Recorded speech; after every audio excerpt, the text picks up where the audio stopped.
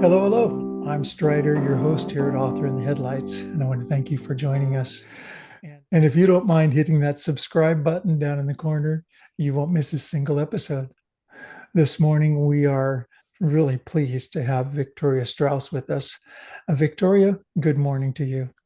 Good morning. Thanks for having me here. You've got quite a few books up, probably eight, something like that. Nine, I don't know. Didn't count them all Uh, exactly. Nine. Nine? All right. My first book was published before the turn of the century. Uh, So I've been an author for a long time, but I'm not particularly productive. So there are big gaps in my publication history. all right. And you wrote both adult and young adult, as I remember. That's And right. and you've got a couple of duologies, as you call them, two book sets, and those are fun. So now, from that, being an author, you ran into situations of fraud or misuse. How's that? Is that how you got started with it? When I first started participating in online writers groups, I encountered all these awful stories of fee charging agents and predatory vanity publishers. And I had no idea that that kind of dark underbelly to the publishing industry existed. So I became interested in finding out more, joined the Fiction and Fantasy Writers Association, and they were looking for someone to create a section of their website warning about fraud. So I volunteered, and I was introduced to Ann Crispin, the late Ann Crispin, who was also working on setting up information about writing fraud. So we joined forces and we created what is now Writer Beware. We're a website or a blog or a Facebook page. We have social media presence. So we are very active. And when we first got started in 1998, we sincerely believed that we could put ourselves out of business by educating enough writers about scams. But with the changes in publishing and the rise of self-publishing, scams are more numerous than ever. So almost 25 years later, we are still around. Yeah, and I myself have been hit by several, I will say. And some, I tell you, listen out there. If it sounds too good to be true, it probably is. That is For true. my work, I've been offered hundreds of thousands of dollars for my book rights by a couple of different times. And at first, but man, it's really somebody who wants my book, for an indie author, that's a super thing. Mhm. But then you look at it, and I decided I would actually hire a literary attorney to check it out because I didn't know enough. And they got right back to me and said, no, this is not how this works. And luckily, I didn't jump into it. But it was an incredible scam. Not only did they contact me personally, and they knew stuff about the book, and it's got so many stars, and we track all of this, and we only get the best, and which really makes you feel good. And even if it's true, it's still, you know. And then they connected up and they said, we have connections with outside people, and they're waiting for this, and so then they have those people connect me, both phone calls and emails, and their paperwork and the contracts and how much when and all of these things. But anytime an agent contacts you cold call and says, we want your book, it's probably going to be not real. Correct. Because, you can never really say never in Never say publishing. never. So occasionally, you might get a legitimate contact from an agent who's seen your book or has seen a story in a magazine, but it's not typical. Um, And really, one of the first signs of scams these days is that kind of out of the blue contact.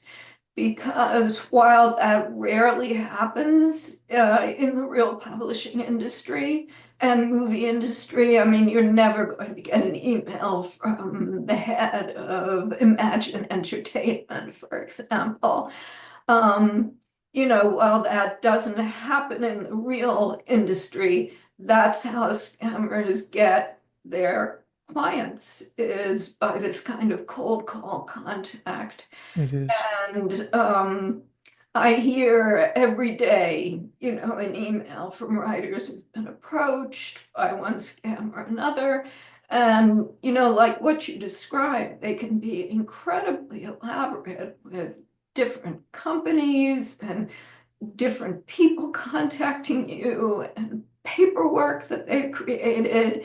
And now that AI is such a big thing, that's being utilized It too. makes it even worse. And the scammers have a great grasp of writer psychology. They know how to They draw. do. They do indeed. Yeah. They use the name of big companies. I've been contacted by DK Books with this UK company and Penguin Random House.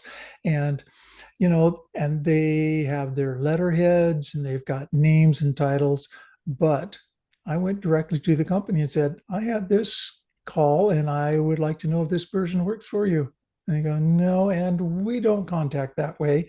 So they add it to their site as, warnings for those things. But it is hard on the soul of an author that wants to be published and wants to have all that go out there. And another thing is, are they asking you for money? Well, Yeah, yeah, we want to do this workup and we have to get that just right for, turning in and these trailers and that's going to cost a little bit and that's what they're looking for. Not just connect you, but they want that yeah. money. So do And beware. they often claim in the initial contact that they charge no fees. Yes. If they're pretending to be literary agents, they say we work on commission only, but there always winds up being something you have to buy or pay for. And the thing always to remember is that legitimate literary agents and publishers don't require you to pay anything or buy anything, period, as a condition of representation or publication. So, if you're drawn in, the minute they mention money, that's the moment that you know that It it is. is difficult. And I often hear from writers who are just, who've lost huge amounts of money Yeah. because the scammers know how to draw them on and it can be very elaborate and are just devastated. Yep. And writers, as writers, I'm a writer, you're a writer. We write because we enjoy writing. And when you take the fun out of it, that's, That is so true. That is and so it's so stinking much work, even if it is fun. sad. It is. It is. Always I though. think one of the ways that writers get caught, especially new writers, is that they're not even aware that there are scams out there. It's I true. mean, like that was me initially when I first started trying to get published. I had no idea, and there were many fewer scams in those days. And if you don't know they're out there, you don't know to watch out, or you don't know how to kind of armor yourself against the approaches. And that's one of the things that Writer Beware tries to do is to get the word out so that Yeah. people know, they know to watch out, what to watch out for. So that is writer beware. And then you've got website, your Facebook page, the reporting issue services, media feeds. You've got all kinds of things connected to that. And thank goodness it's there. Writer beware. All right. It's fun writing. Let's do it safe, sound, and potentially even make some money because it's what we do because we love it. And just like any other art. And Yeah. you've got your books again. You write regular adult and young adult. You've got the way of Arata, it's a duology, The Burning Land, Awakened City.